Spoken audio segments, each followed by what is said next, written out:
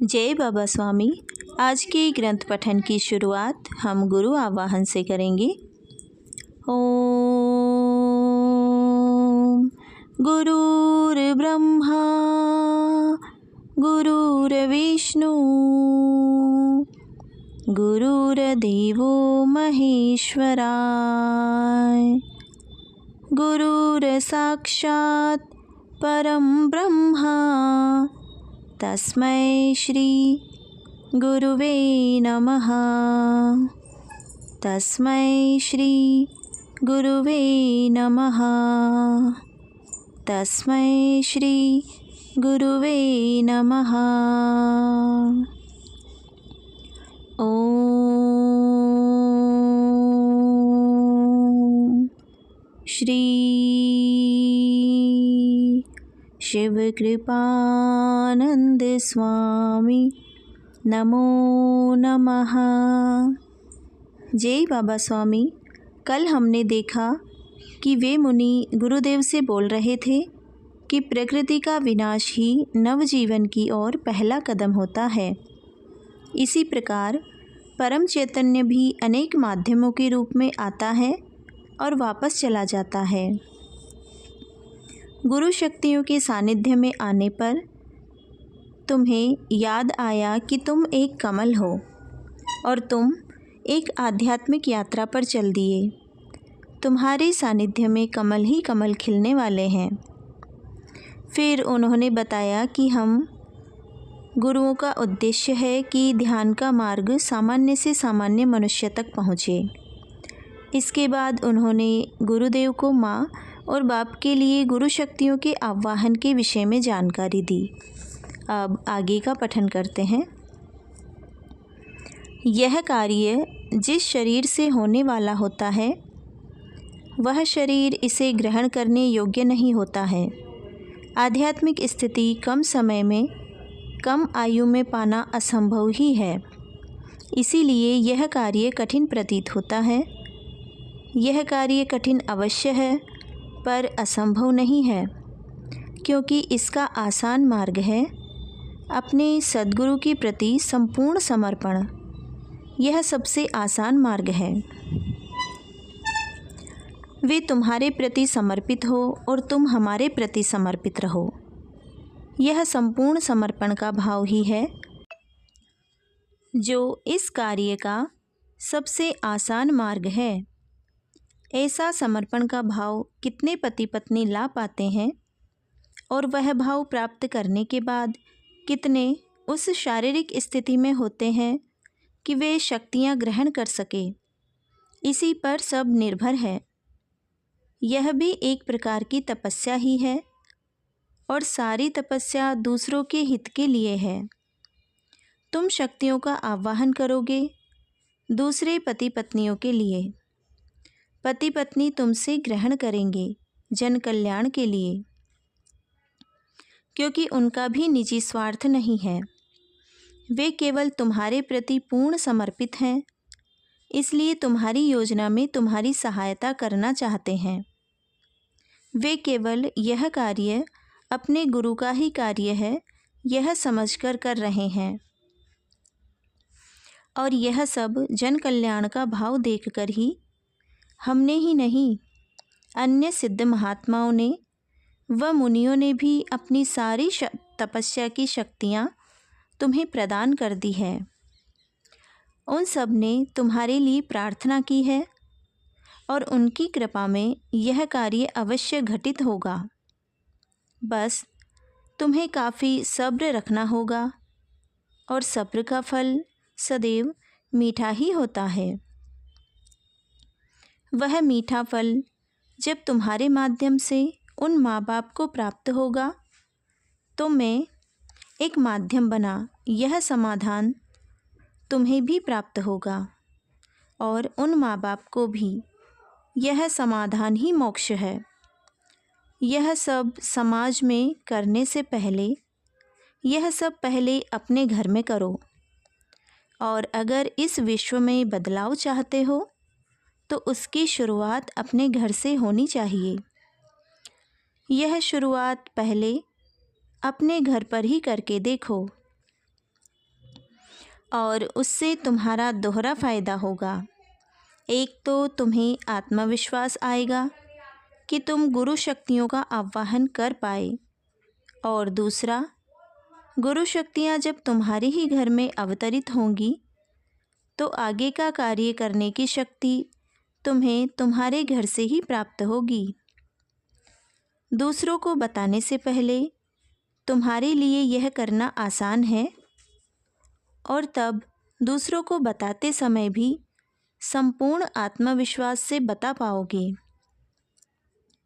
और जब अनुभव के साथ बताओगे तो अनुभव तो सत्य ही होगा, और उस सत्य अनुभव के कारण तुम्हारे बताने से ही एक चैतन्य का निर्माण हो जाएगा, और उस चैतन्य का प्रभाव उन माँ बाप पर पड़ेगा, जिससे वे इसके लिए सकारात्मक हो जाएंगे, और उनमें भी उस चैतन्य से भाव जागृत होगा कि यह हमारे घर में भी होना चाहिए। इसलिए इस योजना की शुरुआत अपने घर से ही करो। अपनी पत्नी को यह सब बताओ, उसे विश्वास में लेकर कार्य करो, तभी वह भी इस कार्य में पूर्णतः जुड़ सकेगी। और अनुभूति से बड़ा कोई मार्गदर्शक नहीं है। गुरु शक्ति के जन्म की एक अनुभूति बाकी सारा कार्य करने का बल देगी। हमारे आशीर्वाद सदैव तुम्हारे साथ हैं, और अच्छी पवित्र आत्माएं तुम्हें इस कार्य में अपना योगदान देकर मोक्ष की स्थिति प्राप्त करेंगी। क्योंकि अच्छे कार्य को करना और अच्छे कार्य में योगदान देना दोनों भी एक से ही हैं। तुम एक अच्छा उद्देश्य लेकर समाज में जा रहे हो, तो समाज भी तुम्हारे अच्छे उद्देश्य के कारण तुम्हारे साथ हो जाएगा। अब तुम समाज में वापस जाओ, क्योंकि जब तक नहीं जाते यह कार्य तो प्रारंभ ही नहीं हो सकता है। मैंने उन्हें नमस्कार किया और धीरे धीरे मैं ध्यान में से बाहर आ गया। बाद में बाहर निकलकर एक पत्थर पर बैठा सोच रहा था कि सब कुछ ठीक है, पर गुरुदेव को छोड़कर वापस समाज में जाना अच्छा नहीं लग रहा है। वहीं रह जाने की इच्छा थी। मैं वह स्थान छोड़कर जाऊंगा या मुझे कभी जाना पड़ेगा, यह मैंने सोचा भी नहीं था।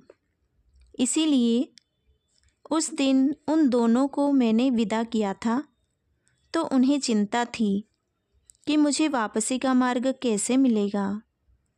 पर मुझे चिंता नहीं थी, क्योंकि मुझे तो मार्ग खोजना ही नहीं था कभी भी। मुझे तो यहीं रहना था, इसलिए मैं तो एकदम निश्चिंत था। पर अब क्या करें, गुरुदेव समाज में वापस जाने के लिए कह रहे हैं। क्या करूं? कुछ असमंजस की स्थिति में था। समझ में नहीं आ रहा था कि क्या करूं। मुझे वहाँ से वापस कहीं भी जाने की इच्छा ही नहीं हो रही थी। बस लग रहा था कि मेरे जीवन का यही लक्ष्य है, और सारी भागदौड़ यहीं तक पहुँचने के लिए थी। बस अब तो जीवन एकदम शांत हो गया है। अब कहीं भी जाने की इच्छा ही नहीं रह गई। अगले 3 दिनों तक ऐसा ही चलता रहा। रोज़ नियमित रूप से वहाँ ध्यान कर रहा था, और वहाँ से निकलने की इच्छा ही नहीं हो रही थी। फिर एक दिन अचानक ध्यान लग गया और गुरुदेव का प्रकाश अनुभव होने लग गया। मेरी आंखें बंद थी, फिर भी मुझे उनका आभा मंडल अनुभव हो रहा था। वे बड़े गंभीर होकर बोल रहे थे, तुम जो सोच रहे हो वह सही है। तुम्हारे जीवन का उद्देश्य ही हम तक पहुंचना था। वह इसलिए था ताकि तुम्हारे जीवन को एक उद्देश्य दिया जा सके। इतने बड़े मानव कल्याण का संकल्प लेकर तुमने जन्म लिया है, पर समाज में जाने का कोई उद्देश्य नहीं था। अब तुम्हें उद्देश्य प्राप्त हो गया है और उद्देश्य के साथ साथ वह स्थिति प्राप्त हो गई है कि तुम चाहो तो दूसरे को आत्म साक्षात्कार करा सकते हो, दूसरे की आत्म जागृति कर सकते हो, क्योंकि आत्म जागृति किए बिना आत्मज्ञान नहीं दिया जा सकता है। अपने आप को जानना आवश्यक होता है, वह जाने बिना कुछ नहीं हो सकता। वह जागृति कराने का अधिकार तुम्हें प्राप्त हो गया है। अधिकार के साथ साथ गुरु शक्तियों का सुरक्षा कवच प्राप्त हो गया है। अब अगर वह लेकर तुम समाज में नहीं गए तो फिर यह कार्य होगा कैसे? तुम अब समाज की ओर प्रस्थान करो। कौन व्यक्ति इसको पाने के योग्य है और कौन व्यक्ति यह पाने के योग्य नहीं है, यह तुम्हारे अधिकार क्षेत्र में नहीं आता है। इसलिए अपने अधिकार क्षेत्र में ही रहकर तुम्हें कार्य करना है। यह क्षेत्र बड़ा ही विशाल है। कोई इस जन्म में आत्मज्ञान प्राप्त करेगा और अगले जन्म में मोक्ष प्राप्त करेगा। इसलिए आत्मज्ञान हो जाने के बाद भी उसमें तुरंत कुछ बदलाव नहीं हो सकता है। जो बदलने के लिए तैयार बैठे हैं और बदलना ही चाहते हैं, वे तो स्वयं चलकर तुम तक पहुँचेंगे और बदल जाएंगे। और जो बदलना ही नहीं चाहते और बदलने वाले ही न हो, वे यह प्राप्त करके भी नहीं बदलेंगे। प्रत्येक को अपने बुरे कर्मों का नाश करना होता है। इसलिए इसमें परिणाम हजारों में एक इतना कम होने वाला है। इसलिए परिणाम की ओर कभी ध्यान मत देना, क्योंकि परिणाम तुम्हारे अधिकार क्षेत्र में नहीं है। परिणाम की ओर देखोगे तो परिणाम की आसक्ति निर्मित होगी, और आसक्ति निर्मित हुई तो बाद में निराशा उत्पन्न होगी, और बाद में निराशा के कारण संतुलन चला जाएगा और कार्य ही नहीं हो पाएगा। इसलिए इसके परिणाम की ओर कभी मत देखना। इस मार्ग में परिणाम नगण्य ही आएंगे। इस प्रकार यह कार्य बड़ा कठिन है, क्योंकि परिणाम को देखना नहीं है। वास्तव में परिणाम किसी कार्य को करने में एक नई शक्ति प्रदान करते हैं। इसलिए यह स्पष्ट कर रहा हूँ, इसमें आत्मज्ञान देना ही सब कुछ है। यह वह बीज है जो फलीभूत होता ही है। यहाँ परिणाम का प्रश्न ही नहीं है। आत्मज्ञान देना स्वयं एक सबसे बड़ा परिणाम ही है। इस परिणाम का और क्या परिणाम होगा? हो ही नहीं सकता। रही बात बदलाव की, तो इसमें कितना समय लगेगा, यह उस आत्मा की स्थिति के अनुसार है। किसी को शीघ्र अनुभव होगा, किसी को थोड़े दिनों में होगा, किसी को अगले जन्म में होगा। यह सब कुछ आत्मा की इच्छा, आत्मा की स्थिति, आत्मा की शुद्धता पर निर्भर होगा। यह एक विशाल क्षेत्र है जो तेरे अधिकार क्षेत्र में नहीं आता है। तेरा कार्य है बीज बोना। बीज उग रहे हैं, नहीं उग रहे हैं, वह भी नहीं देखना, क्योंकि यह वह बीज है जो उगता ही है। बस कब उगता है इसकी समयावधि ही निश्चित नहीं है। इसलिए तुम्हें तो समाज में जाना है, तुम्हें तुम्हारा कार्य करना है और वापस आना है। तुम्हारे द्वारा बोए गए बीज अपनी निश्चित समयावधि लेकर उगते रहेंगे ही, और इस पवित्र कार्य के तुम माध्यम हो। यह कार्य तुम्हारे माध्यम से घटित होगा, पर तुम करोगे नहीं, तुम्हारे माध्यम से होगा। यानी मैं का भाव आने की भी आवश्यकता नहीं है। न शक्तियाँ तुम्हारी है और न शक्तियाँ तुम दे सकते हो, वे तो तुम्हारे द्वारा दी जाएंगी और दी जाती रही हैं। बस अपने आप को माध्यम समझो। तुम्हें परम चैतन्य ने एक शुद्ध माध्यम समझा है, माध्यम बनाया है। यह माध्यम का मूल स्वरूप ही तुम्हारा स्वरूप है, यह सदैव याद रखो। माध्यम न किसी को देता है और न दे सकता है, और न किसी से लेता है और न ले सकता है। वह इन सब भौतिक वस्तुओं से परे होता है। माध्यम देता कुछ नहीं है, पर सब कुछ उसके द्वारा प्राप्त किया जा सकता है। क्या प्राप्त करना है, वह निर्णय उस आत्मा का है जो प्राप्त करना चाहती है। वह क्या प्राप्त करने आई है, वह उसका स्वयं का निर्णय है, और उसकी स्थिति के अनुसार ही वह मांगेगी और उसकी स्थिति के अनुसार ही वह प्राप्त करेगी। यानी तुम्हारा देना भी तुम्हारे हाथ में नहीं है। जिसको जो पाना है वह पा ही लेगा। सूरज जब उगता है तब वह इसलिए उगता है कि यह उसका स्वभाव है। वह किसी विशेष मनुष्य, प्राणी, पशु, पक्षी, किसी विशेष वनस्पति के लिए नहीं उगता है। वह तो अपने स्वभाव से उगता है। वह किसी को प्रकाश दे नहीं सकता है। किसी पर अपनी धूप डाले, किसी पर नहीं डाले, यह भी उसके हाथ में नहीं होता है।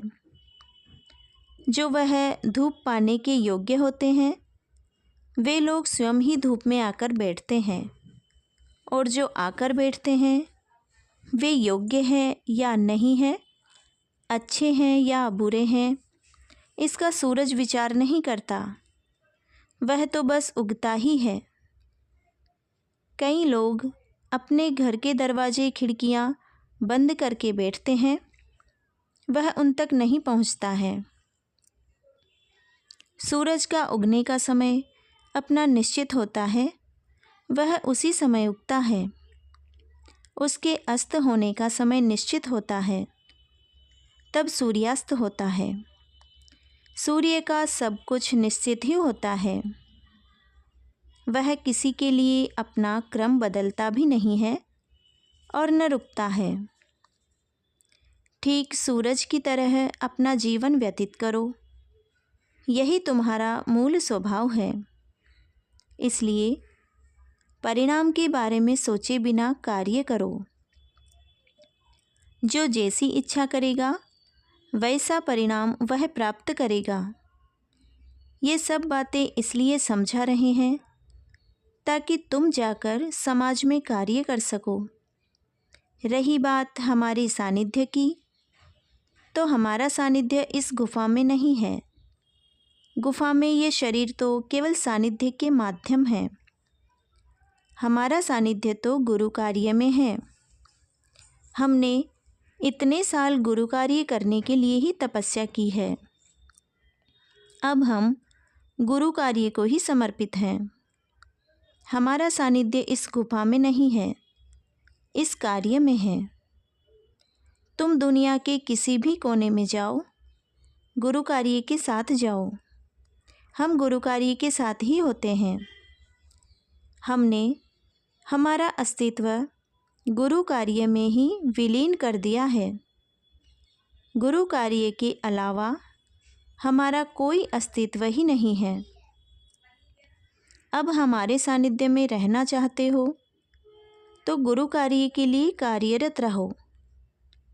अब गुरु कार्य के प्रति अपना संपूर्ण समर्पण करो।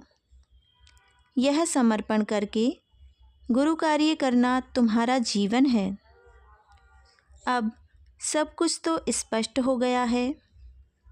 अब हमारे सानिध्य में रहकर गुरु कार्य करो।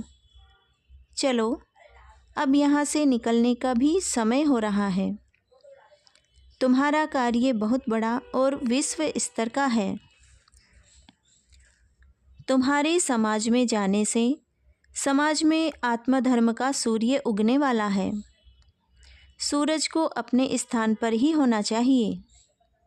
अब तुम संपूर्ण निश्चिंत होकर निकलो। हमारे आशीर्वाद सदैव तुम्हारे साथ हैं, क्योंकि तुम ही हमारे लिए सूरज की प्रथम किरण हो। और धीरे धीरे प्रकाश कम और कम होने लग गया और मैं भी ध्यान में से धीरे धीरे बाहर आने लग गया।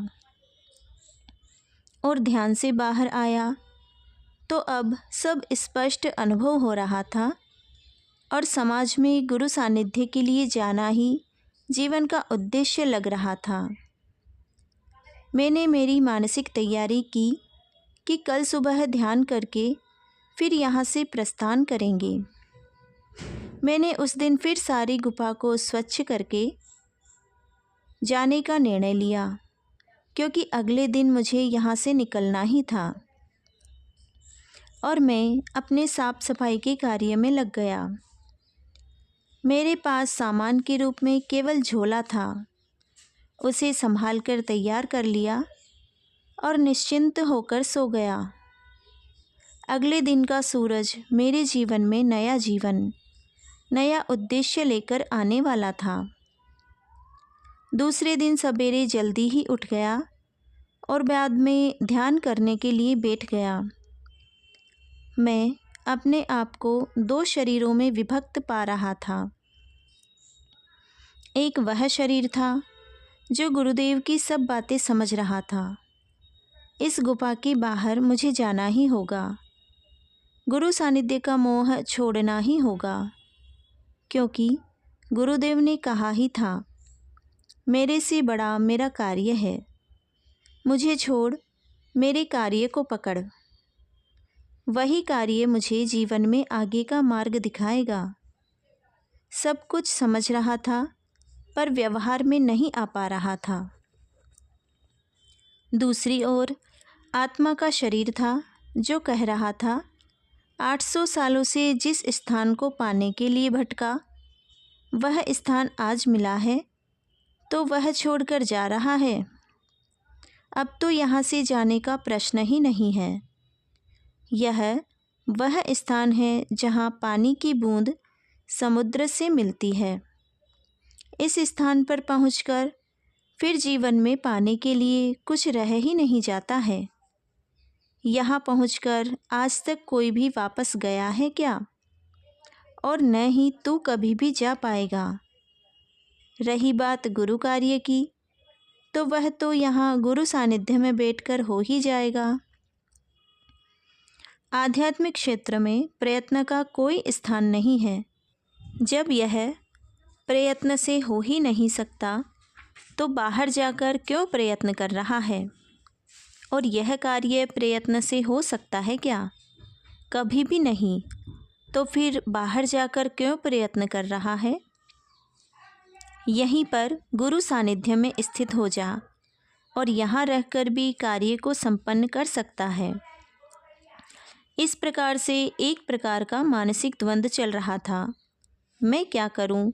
यह निर्णय मैं नहीं कर पा रहा था और कोई भी निर्णय मैं बेमन से लेना ही नहीं चाहता था।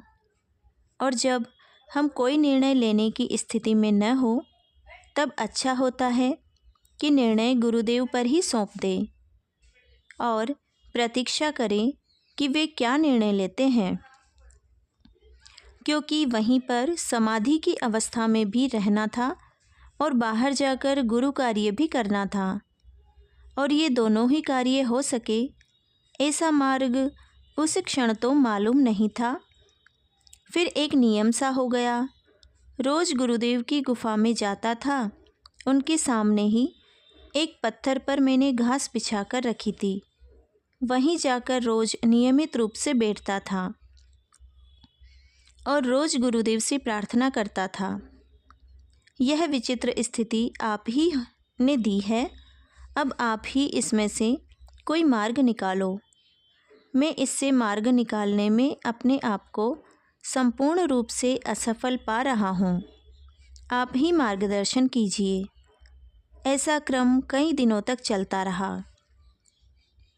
एक दिन अचानक लगा कि गुफा में कोई प्रकाश की किरण आ गई है, शांत चंद्रमा की प्रकाश की किरण, और वह किरण धीरे धीरे बढ़ने लग गई।